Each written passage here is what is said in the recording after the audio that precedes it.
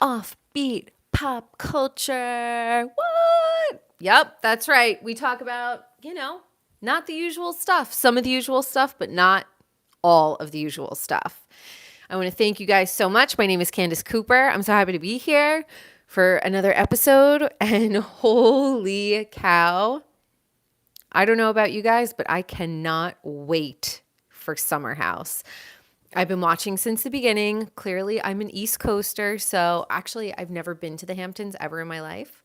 Never been to the Hamptons. However, I would always spend my time down the shore, Seaside, LBI, that area.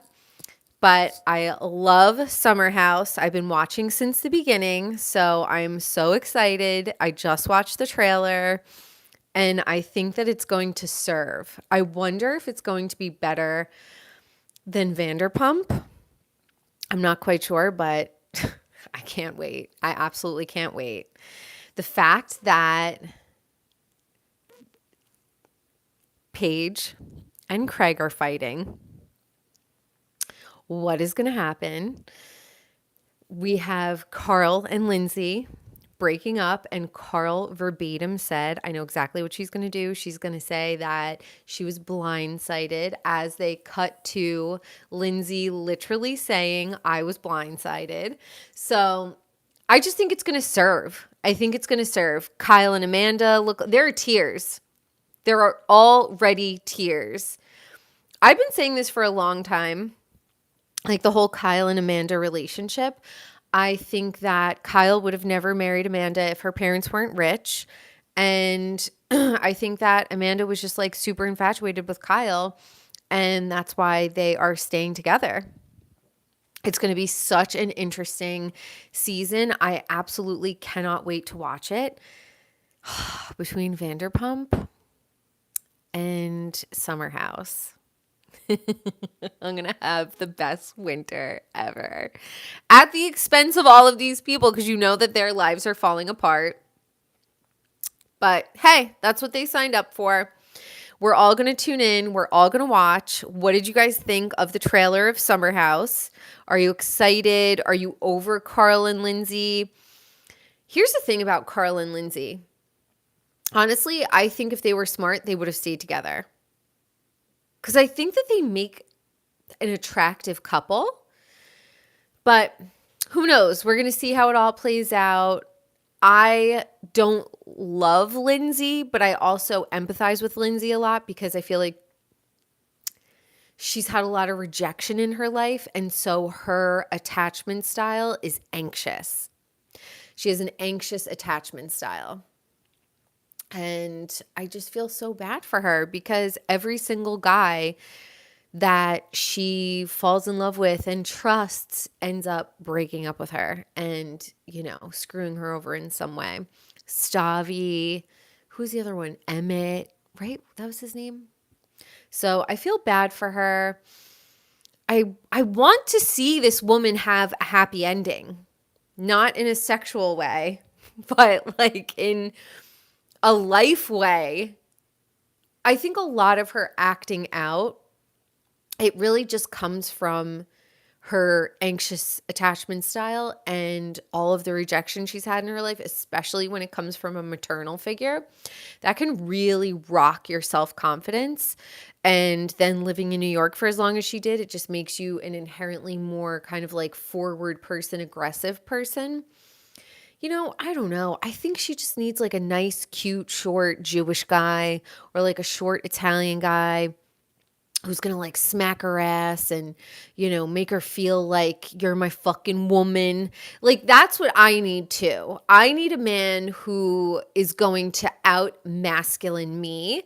So that way I don't feel like I have to like puff up and be a dude or be the aggressor or be the initiator.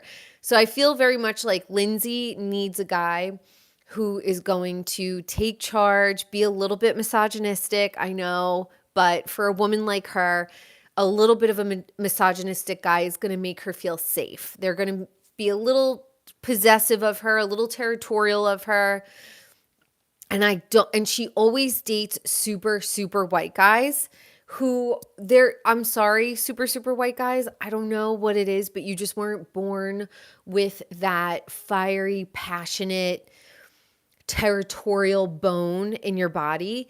And if you're an anxious woman, you feel so much better when the guy pursues you hardcore and is possessive of you a little bit.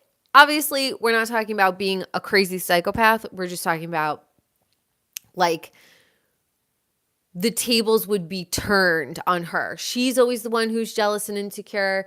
She needs a guy who's going to step in and be like, you're my fucking woman. Don't look at my woman. She would love it. She would eat it up. So, Lindsay, maybe next summer, instead of going to Montauk or the Hamptons, you should be going down to the Jersey Shore. Get yourself a nice, short little Italian man, and he will like be like, you are mine. So I cannot wait. I cannot wait. And I think that, as a Giggly Squad listener, Paige never, ever airs her dirty laundry with Craig. She never says, oh, we had a fight about this, or we had an argument about that, or like, I didn't go down this week because we're fighting. She'll never fucking say that. But being on Summer House, the fights are fair game. So they're definitely going to air whatever she is fighting with Craig about. And I think, they're a beautiful, stunning couple. I hope that they last forever. I like them together. But I also would like to see a little bit more of a human side to them instead of just being like so like GQ, and just very flat. She's got such a great personality, and Craig is so cute and adorable. And, we all love watching that, but we also want to see a little bit of the real stuff, a little bit of the juice. So hopefully Summer House will deliver when it comes to Paige and Craig, and Paige or Craig visiting, and let's see what their arguments are about. And let's see, what are your thoughts? Do you think Paige and Craig are going to last? Do you think Kyle and Amanda are going to last? Kyle and Amanda are two of the most 80s names I have ever heard in my life. Like, every girl I went to school with was named Amanda, Stephanie, Kristen, never a Candace. I don't think I met another Candace until I moved to Brooklyn. Yeah, my whole life I had never met another Candace. Kyle and Amanda, fucking tons of those. So they're just very beige. They're just beige. They're like a beige couple. But Paige and Craig, they're like, I don't know, they're a little spicy. They're a little like wild card. I like them together. So we will see. Are you guys excited? Are you excited for Summer House? What are you more excited for? Vanderpump or Summer House? I'm stoked. So if you haven't watched it yet, go and watch the trailer for Summer House. It's like 1 minute. It's so fast. It's definitely just wetting the whistle a little bit and then taking it away. I'm like, give me the eye candy. I want to see it. I want to watch it. It's going to be good though. In terms of couples, I feel like Travis Kelce and Taylor Swift. So this is where we're going to dive into conspiracy theories, okay? I know. I didn't say the earth was flat. All I said was we're going to dive into some conspiracy theories regarding Travis Kelce and Taylor Swift. If you guys, I don't know if you've ended up on this part of TikTok, but there are pictures of that devil worshiper, Anton LaVey, and his wife looks just like Taylor Swift. And I'm sorry, but everything I know about Hollywood, there really is like an elite cabal that runs it. There is. I don't care. And people have been sacrificing animals and people since the beginning of eternity. So what makes us think that it would stop now? If anything, people are more savage now. And every time there's a natural disaster and all these kids disappear, I'm just like, where are these fucking kids going? So Taylor, to me, Am I saying she's Anton LaVey's wife, the Satan worshiper? No, I'm not. But they bear a striking resemblance to each other, allegedly. Allegedly. Travis Kelce just did the deal with Pfizer, and he made like 20 million. To me, when I think of this relationship, and hello, if we know anything about Hollywood, they have been arranging relationships also since the beginning of time. And I just think that Travis and Taylor, I think that Travis had to date Taylor to get to the next level in his career. And just because he's like a down home country or whatever, I it's all about the initiation. Come on, you guys. Every secret society, every club, every gang, anything like that, clique, crew, there's an initiation. And I think that Taylor is at the top. Like anyone who could dance for 4 hours in heels like that and perform night after night after night after night after night, never get sick, never have an issue.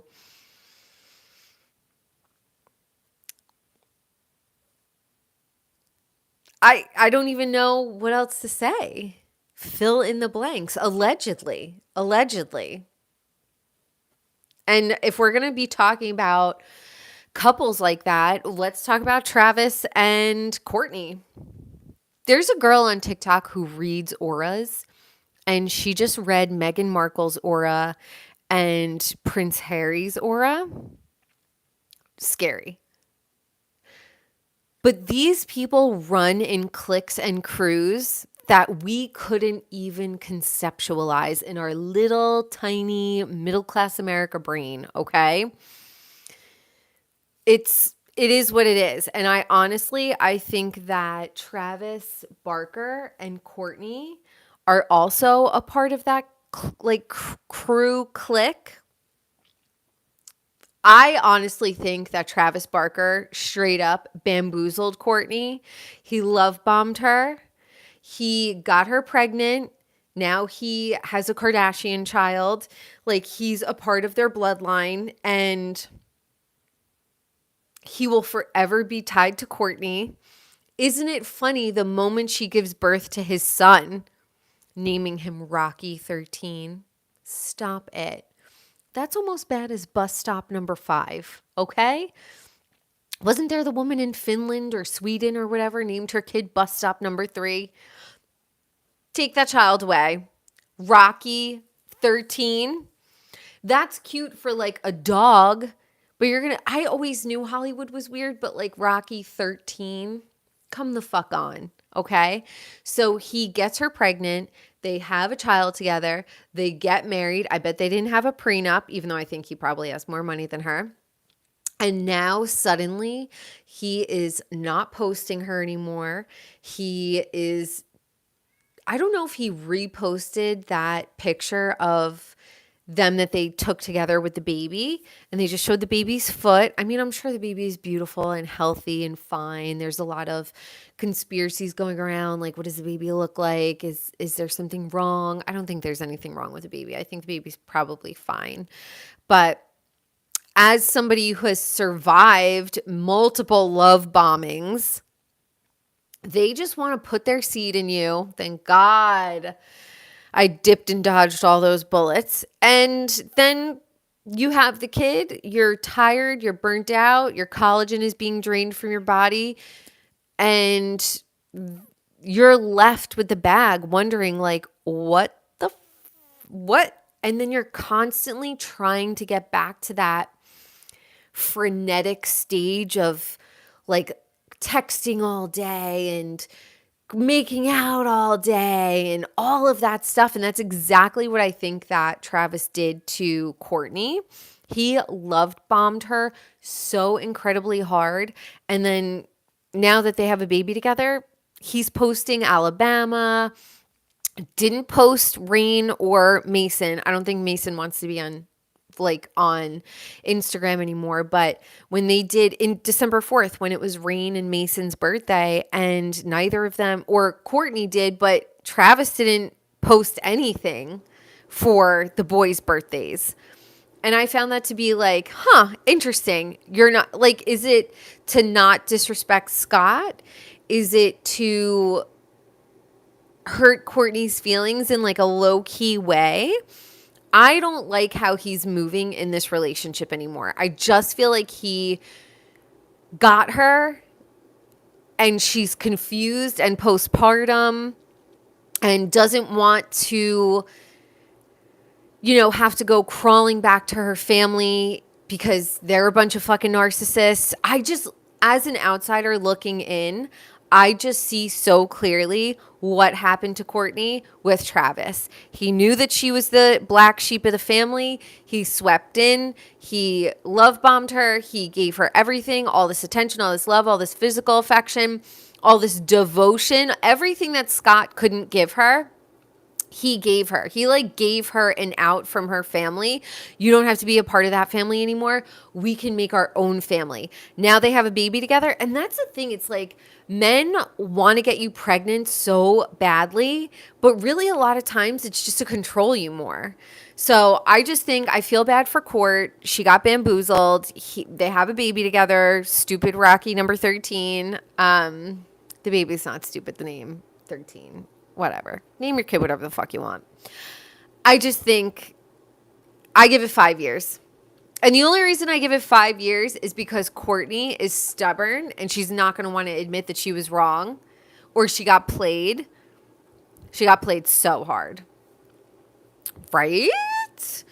So I just think that, and we all watched, speaking of Travis Barker, we all watched Meet the Barkers when he was getting married to Shanna Moakler. And I love Shanna Moakler. I love when she beat up Paris Hilton. I am a fellow East Coast girly, so I just resonate with her.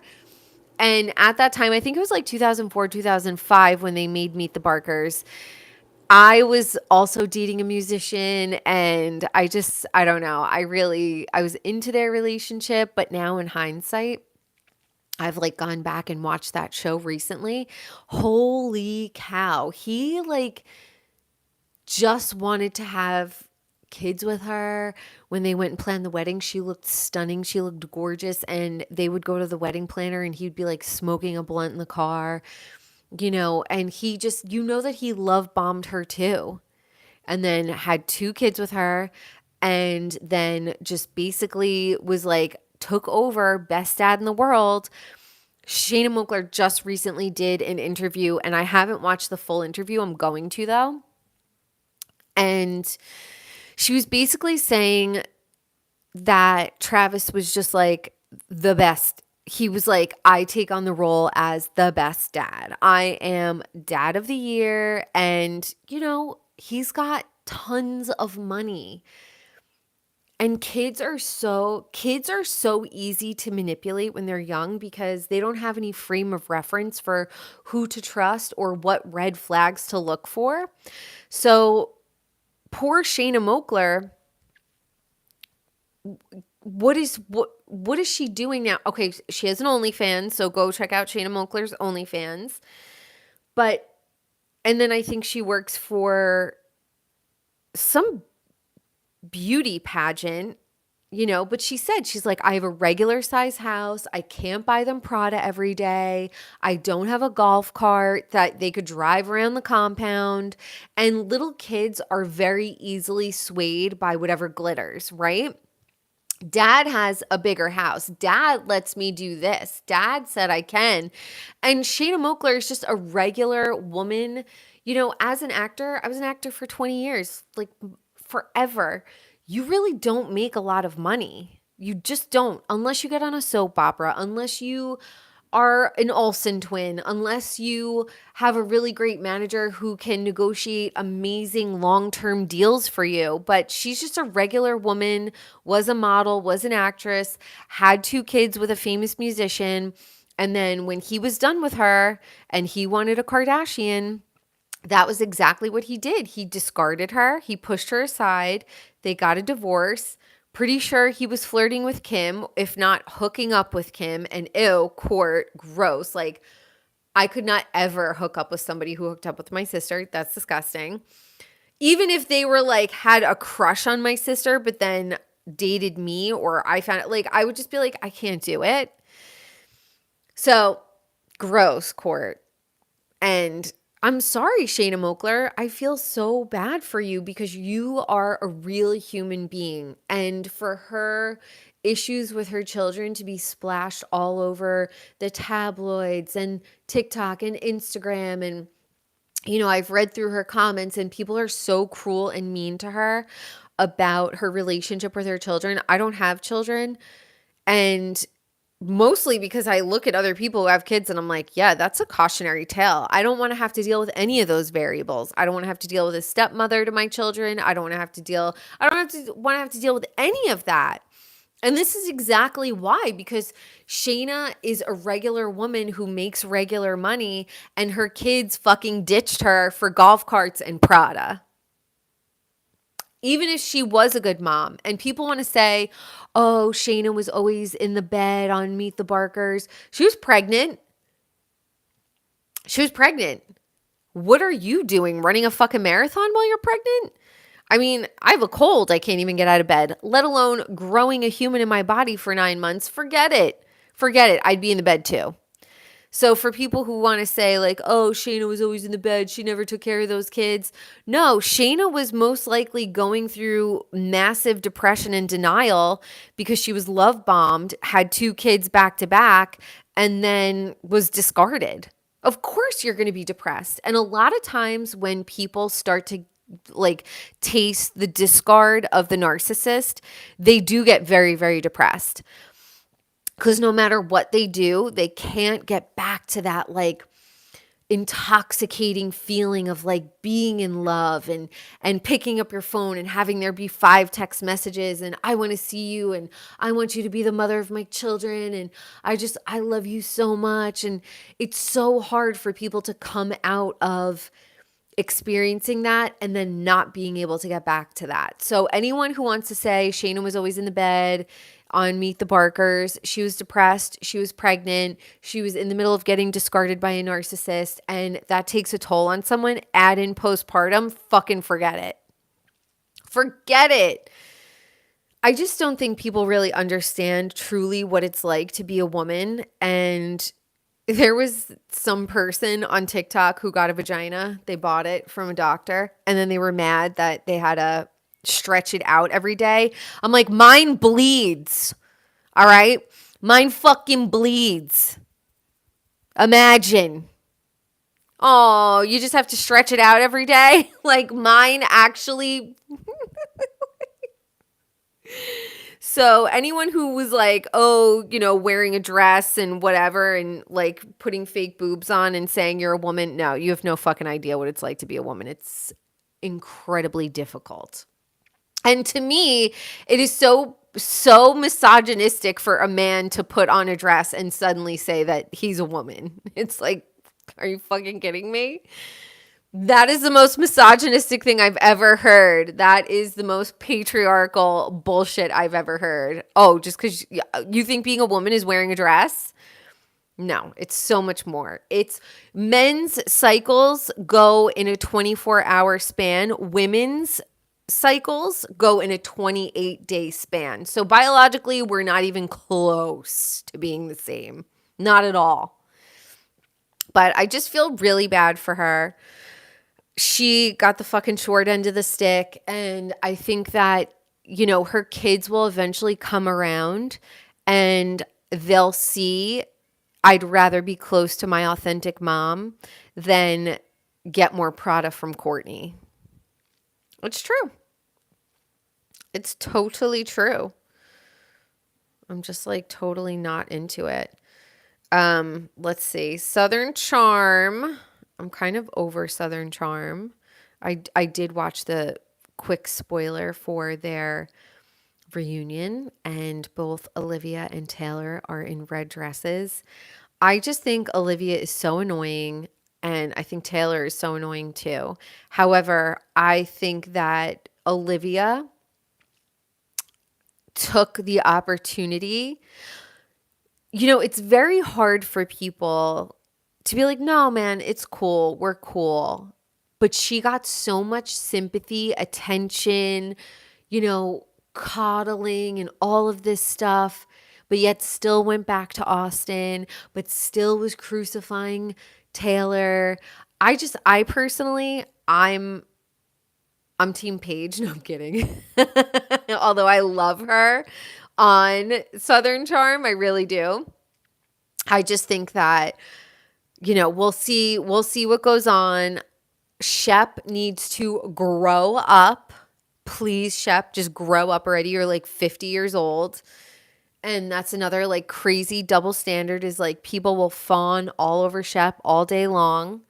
But they're always going to go back to the boys club. And that's why I like JT. JT gives me like Candace vibes. Like he is a part of the dude team, but he wants to do an Austin exorcism, a fuckboy exorcism. And I like that. There's something like he's annoying too, but whatever. Like he's not really that annoying. You could tell that he wants the truth. He also loves Taylor. I get why Taylor is not going after him because I get it all the time. Like me, myself, and I understand there are guys that I want to date who don't want to date me. And then there are guys who I don't want to date and they are just absolutely enamored by me. So it's really confusing and weird being a woman because it just feels like the same lesson over and over and over again. Like the guy that you want doesn't want you, but the guy who wants you, you don't want. But you don't want to be single forever. But me personally, I can't settle. We've gone over this many, many times. I cannot settle. It's just not in my nature. But I do want to be in a relationship with a great guy, also a guy that I find incredibly attractive. Not too attractive to where, like, not Jacob Elordi attractive to where I have to, like, beat people off of him. But I feel like I'm attractive, so why shouldn't I date somebody else who's attractive? You know? And Taylor's probably like, JT, if you were 5 inches taller, bro, I would be all over you. But he's small. I think that in 2024, we need to give our short kings a chance because they also need love. They also need hugs. They also need our attention. And these tall guys, like, yes, let Saltburn and let Jeremy Allen White give the fucking short guys the platform, the apple box that they have been waiting for. I'm open. I'm on Tinder. I'm like 5'7". Fuck. All right, let's do it. Okay. Jeremy Allen White is the screensaver on my phone, his Calvin Klein ad. I was drooling. I was dribbling. I had to manually close my mouth, but every single time I look at the time on my phone, I see his adorable, handsome face. Oh, like, I feel so bad for his about to be ex-wife, you know? Oh, that's always so annoying. And I've dated actors, and it's so annoying because you know the moment that they make it, they're going to break up with you. And I think probably Jeremy Allen White is going to be like the next Leonardo DiCaprio. He's probably never going to get married again. That guy, Barry Keoghan, he also broke up with his girlfriend, baby mama. He is very cute. And everyone's like, oh, did he get jaw implants or whatever? Because they did like a side-by-side of his face prior and now his face. And I was like, yeah, he's definitely like doing like some sort of jaw exercises because his jaw is so much more pronounced. He used to have like a soft little round face and now he's got like these chiseled jawline. And there's that thing that you could like chew on and it will build up your jawline. So who knows? But I'm just saying, I think that the short kings are getting a second shot. come on over here. Mama wants to smooch ya. And I'm here for the short kings. We'll put a little lift in your shoe, a la Tom Cruise. No one will even guess. But I'm here for it. So what do you guys think? Are you excited about Summer House? Are you excited about Vanderpump? Do you think that Taylor Swift is Anton LaVey's ex-wife or wife? Do you think that I don't think Taylor and Travis are authentic at all? I think that they're an arranged couple. I think that it's an initiation for Travis into the next level of his career. And I think he sold his soul. So that's my conspiracy. Allegedly, none of this is confirmed. This is for entertainment purposes only. And that's all I'm going to say about that. Time will tell. Time will tell. But I love you guys. Thank you so much for tuning in for another episode of Daily Dish, where we talk about all of the offbeat pop culture, conspiracy theories, and everything in between. So I love you guys. I'm Candace Cooper, and I will see you tomorrow.